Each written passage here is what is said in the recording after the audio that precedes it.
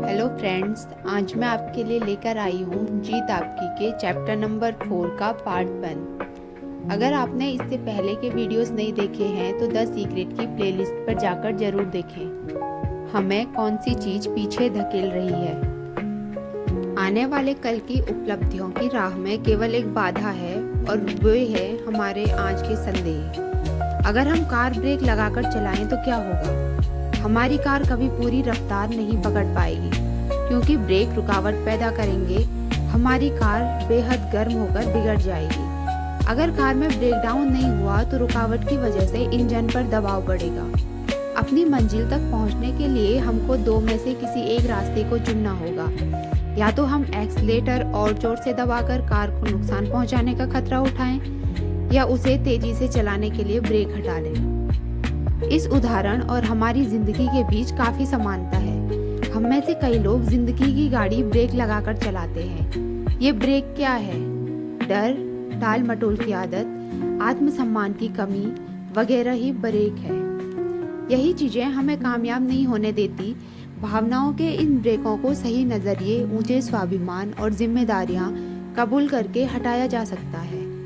असफलता, श्रेष्ठता न हासिल कर पाने के 20 कारण। जिंदगी एक 10 गियर वाली साइकिल की तरह है। हम में से ज्यादातर लोगों के पास ऐसे गियर हैं जिनका हम कभी इस्तेमाल नहीं करते। ऐसी 20 वजह हैं जो हमें असफल बना सकती है। इन वजहों को दूर करके हम अपनी सफलता की राह में बाधा बनने वाले ब्रेकों को हटा सकते हैं। खतरे उठाने से बचना। सफलता पाने के लिए सोच समझकर खतरे भी उठाने पड़ते हैं। खतरे उठाने का मतलब बेवकूफ़ी भरा जुआ खेलना और गैर जिम्मेदारी बरतना नहीं होता। कई बार लोग गैर जिम्मेदारी पूर्ण और उटपटांग कामों को करना भी खतरे उठाना मान लेते हैं। इस वजह से जब उन्हें बुरे नतीजे मिलते हैं तो वो अपनी किस्मत को दोष देते हैं। खतरे का मतलब अलग अलग इंसान के लिए अलग अलग हो सकता है और ये ट्रेनिंग का नतीजा भी होती है। पहाड़ पर चढ़ना किसी की प्रशिक्षित व्यक्ति और किसी नए सीखने वाले दोनों के लिए खतरनाक हो सकता है, लेकिन प्रशिक्षित व्यक्ति के लिए इसे गैर जिम्मेदारी भरा खतरा नहीं माना जा सकता। जिम्मेदार ढंग से खतरे उठाने के लिए ज्ञान, प्रशिक्षण, ध्यानपूर्वक अध्ययन, आत्मविश्वास और काबिलियत की जरूरत होती है। खतरा सामने होने पर ये चीजें हमको उसका सामना करने की हिम्मत देती है। खतरा न उठाने वाला आदमी कोई गलत भी नहीं करता, लेकिन कोशिश न करना, कोशिश करके असफल होने से भी बड़ी गलती है। कई लोगों में फैसला न ले पाने की आदत बन जाती है और ये छुआछूत बीमारी की तरह फैलती है। ऐसे लोग फैसला न ले पाने के कारण कई अवसरों से हाथ धो बैठते हैं। खतरे उठाइए पर जुआ मत खेलिए। खतरे उठाने वाले अपनी आंखें खुली करके आगे बढ़ते हैं, जबकि जुआ खेलने वाले अंधेरे में तीर चलाते हैं। एक बार किसी ने एक किसान से पूछा, क्या तुमने इस मौसम में गेहूं की फसल बोई है? किसान ने जवाब दिया, नहीं, मुझे बारिश न होने का अंदेशा था। उस आदमी ने पूछा, क्या तुमने मक्के की फसल बोई है? किसान ने जवाब दिया, नहीं, मुझे डर था कि कीड़े मकोड़े खा लेंगे। तब उस आदमी ने पूछा, आखिरकार तुमने बोया क्या है? किसान ने जवाब दिया, कुछ नहीं, मैंने कोई खतरा नहीं उठाना चाहता था। खतरे। हंसने में बेवकूफ समझे जाने का डर है, रोने में जज्बाती समझे जाने का डर है, लोगों से मिलने में नाते जुड़ जाने का डर है, अपनी भावनाएं प्रकट करने में मन की सच्ची बातें खुल जाने का डर है, अपने विचार, अपने सपने लोगों से कहने में उनके चुरा लिए जाने का डर है, किसी को प्रेम करने पर बदले में प्रेम न पाने का डर है, जीने में मरने का डर है, आशा में निराशा का डर है, कोशिश करने में असफलता का डर है। लेकिन खतरे जरूर उठाए जाने चाहिए, क्योंकि जिंदगी में खतरे न उठाना ही सबसे बड़ा खतरा है। जो शख्स खतरे नहीं उठाता वो ना तो कुछ करता है, ना कुछ पाता है और न ही कुछ बन सकता है। वे जिंदगी में दुख दर्द से तो बच सकते हैं, लेकिन वे सीखने, महसूस करने, बदलाव लाने, आगे बढ़ने या प्रेम करने और जीवन जीने की सीख नहीं पाते हैं। अपने नजरिए की जंजीरों में बंधकर गुलाम बन जाते हैं और अपनी आज़ादी खो देते हैं। सिर्फ खतरे उठाने वाला इंसान ही सही मायनों में आज़ाद है। दूसरा, लगातार कोशिश की कमी। जब मुश्किलों पर काबू पाना नामुमकिन लगता है तो भागना सबसे आसान तरीका नजर आता है। ये बात हर शादी, नौकरी और रिश्ते पर लागू होती है। जीतने वाले चोट भले ही खाएं लेकिन मैदान नहीं छोड़ते। हम सबको जिंदगी में ठोकरें लगती है, लेकिन इसका ये मतलब नहीं है कि हम असफल हैं। दृढ़ता और अड़ियलेपन में क्या फर्क है? अंतर ये है कि दृढ़ता मजबूत इच्छा शक्ति की निशानी है, जबकि अड़ियलपन घोर अनिच्छा का प्रतीक है। ज़्यादातर लोग जानकारी या प्रतिभा की कमी की वजह से नहीं, बल्कि कोशिश बंद कर देने की वजह से असफल होते हैं। सफलता का पूरा राज इन दो खूबियों में छिपा हुआ है, दृढ़ता और प्रतिरोध। जिन कामों को करना चाहिए उनके बारे में दृढ़ता दिखाए और जिन्हें नहीं करना चाहिए उनका प्रतिरोध करे। कोई आदमी इसीलिए हीरो नहीं होता कि वो किसी और से ज़्यादा बहादुर है, बल्कि इसीलिए होता है क्योंकि वो अपनी बहादुरी दूसरों की तुलना में 10 मिनट ज़्यादा दिखाता है। दूसरा है इच्छा फौरन पूरी करने की चाह। कई लोग रातों रात लाखों करोड़ों कमाना चाहते हैं। इस वजह से आजकल लॉटरी का धंधा काफ़ी फल फूल रहा है। हम इच्छाएं झटपट पूरी करने के दौर में जी रहे हैं। आजकल हमको जगाने से लेकर सुलाने तक के लिए, यानी हर काम के लिए एक गोली मौजूद है।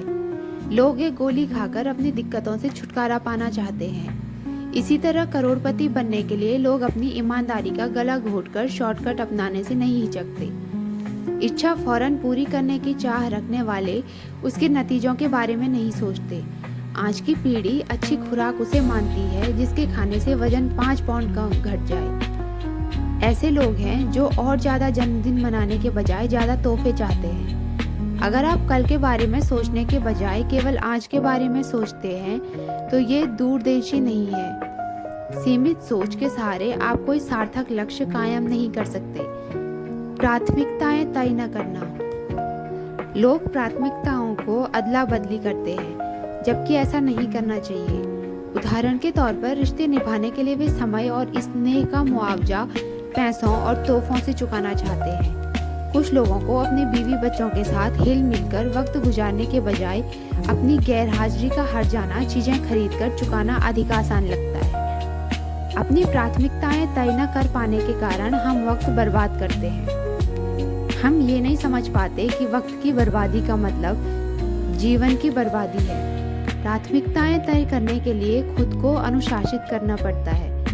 इससे हम वो कर पाएंगे जो जरूरी है, बनिस्बत वो जिसे हम करना चाहते हैं या जो हमें अच्छा लगता है। हम किसी काम को दिल से करने के बजाय उसकी हार जीत को ज़्यादा वजन देते हैं। आप सफलता और हार का सामना कैसे करेंगे? इस सवाल का जवाब हमारे चरित्र को काफ़ी हद तक बयान कर देगा।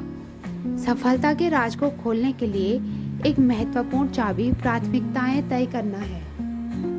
कुछ लोगों के लिए पैसा महत्वपूर्ण है तो कुछ लोगों के लिए सत्ता, किसी के लिए यश महत्वपूर्ण है तो किसी के लिए संपत्ति। हमें अपनी प्राथमिकताओं को समझना होगा। सफलता कामयाबी दिलाने वाले उसूलों को पढ़ने या रटने से नहीं, बल्कि उन्हें समझने और अपनी प्राथमिकताएं तय करके उन्हें लागू करने से मिलती है। तीसरा है शॉर्टकट की तलाश। भोजन मुफ्त में नहीं मिलता। एक राजा ने अपने सलाहकारों को बुलाकर उनसे बीते इतिहास की सारी समझदारी भरी बातें लिखने के लिए कहा, ताकि वे उन्हें आने वाली पीढ़ियों तक पहुंचा सके। उन्होंने काफी मेहनत कर समझदारी भरी बातों पर कई किताबें लिखी और उन्हें राजा के सामने पेश किया। राजा को वो किताबें काफी भारी भरकम लिखी। उन्होंने सलाहकारों से कहा कि लोग इन्हें पढ़ नहीं पाएंगे, इसलिए इन्हें छोटा करो। सलाहकारों ने फिर काम किया और केवल एक किताब लेकर आए। राजा को वो भी काफी मुश्किल लगी। सलाहकारों ने उसे और छोटा किया और इस बार वो केवल एक अध्याय लेकर आए। राजा को वो भी काफी लंबा लगा। तब सलाहकारों ने उसे और छोटा कर केवल एक पन्ना पेश किया, लेकिन राजा को एक पन्ना भी लंबा लगा। आखिरकार वे राजा के पास केवल एक वाक्य लिखकर आए और उससे राजा संतुष्ट हो गया। राजा ने कहा, अगर उसे आने वाली पीढ़ियों तक समझदारी का केवल एक वाक्य पहुंचाना हो तो वो ये वाक्य होगा कि भोजन मुफ्त में नहीं मिलता। भोजन मुफ्त में नहीं मिलता का मतलब दरअसल ये है कि हम कुछ दिए बिना कुछ पा भी नहीं सकते। दूसरे लफ्ज़ों में कहें तो हम जो लगाते हैं बदले में वही पाते हैं। अगर हमने किसी योजना में ज़्यादा लागत नहीं लगाई है तो हमें ज़्यादा फायदा भी नहीं मिलेगा। बेशक हर समाज में ऐसे मुफ्तखोर भी होते हैं जो कुछ किए बिना ही पाने की उम्मीद लगाए रहते हैं। आसान रास्ता काफी मुश्किल रास्ता साबित हो सकता है। एक बार एक लार्क चिड़िया जंगल में गाना गा रही थी। तभी एक किसान उसके पास कीड़ों से भरा एक संदूक लेकर गुजरा। लार्क चिड़िया ने उसे रोककर पूछा, तुम्हारे संदूक में क्या है और तुम जा कहाँ रहे हो? किसान ने जवाब दिया कि उस संदूक में कीड़े हैं, वो बाजार उन कीड़ों के बदले पंख खरीदने जा रहा है। लार्क ने कहा, पंख तो मेरे पास भी हैं, मैं अपना एक पंख तोड़कर तुम्हें दे दूंगी, तुम्हें मुझे कीड़े नहीं तलाशने पड़ेंगे। किसान ने लार्क को कीड़े दे दिए और लार्क ने बदले में उसे अपना एक पंख तोड़कर दे दिया। उसके बाद रोज यही सिलसिला चलता रहा और एक दिन ऐसा आया जब लार्क के पास देने के लिए कोई पंख ही नहीं बचा था और वो उड़ के कीड़े तलाशने के लायक नहीं रह गई। वो भद्दी दिखने लगी और उसने गाना छोड़ दिया, वो जल्द ही मर गई। यही बात हमारी जिंदगी के लिए भी सच है। कई बार हमें जो रास्ता आसान लगता है वही बाद में मुश्किल साबित होता है। इस कहानी का संदेश बहुत ही साफ है। लार्क को जो भी भोजन हासिल करने का आसान तरीका लगा था वही मुश्किल और नुकसानदेह तरीका साबित हुआ। हारने वाले नतीजे जल्दी हासिल करना आसान चाहते हैं। अपने बगीचे से घास फूस की सफाई करने के 2 तरीके हैं। आसान तरीका यह है कि घास काटने वाली मशीन का इस्तेमाल किया जाए। इससे बगीचे कुछ देर के लिए अच्छा दिखेगा, लेकिन ये समस्या का अस्थायी हल है। जल्दी घास फिर उगाएगी। दूसरा थोड़ा मुश्किल तरीका ये है कि घुटनों के बल झुककर अपने हाथ से एक एक घास की जड़ निकाल लें। ये तरीका समय लेने वाला और तकलीफदेह है, लेकिन इसे अपनाने से घास लंबे समय तक नहीं उगेगी।